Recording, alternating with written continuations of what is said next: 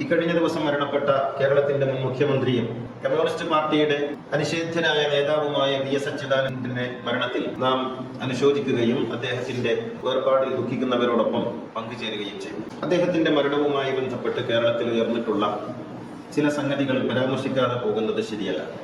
ഈ ഒരു മനുഷ്യൻ മരിച്ചപ്പോൾ പോലും വർഗീയത ചുരത്തിയ ചില അകിടുകൾ ഉണ്ടായി എന്നുള്ളത് സമൂഹത്തിന് അപമാനമാണ്. വർഗീയമായി മാത്രം കാണുകയും വർഗീയമായി മാത്രം ചിന്തിക്കുകയും ചെയ്യുന്ന ദുഷ്ട മനസ്സുകൾ സമൂഹത്തിന്റെ ഏതേതൊക്കെയോ കോണുകളിലുണ്ട് എന്നുള്ളത് നമ്മെ അസ്വസ്ഥപ്പെടുത്തിക്കൊണ്ടിരിക്കുന്നു. മരണപ്പെട്ട മനുഷ്യന്റെ നിറത്തിൽ അദ്ദേഹത്തിന്റെ ജീവിതത്തിലൊക്കെ കറുത്ത അടയാളങ്ങൾ കുത്തിത്തേച്ച് ഉലഭ്യം പറയാൻ മാത്രം മലിനമായ മനസ്സുമായി ജീവിക്കുന്നവരെങ്ങനെയാണ് മതത്തിന്റെ പേരിൽ അറിയപ്പെടാൻ അർഹതയുണ്ടാവുക? കഷ്ടമാണ് കാര്യം. മഹത്വത്തെ മഹത്വപ്പെടുത്താൻ നമുക്ക് കഴിയണം. നന്മയെ അംഗീകരിക്കാൻ നമുക്ക് സാധിക്കണം. പ്രവാചകൻ പഠിപ്പിച്ചത് അതാണ്. വേദം പഠിപ്പിച്ചതും അത് തന്നെയാണ്.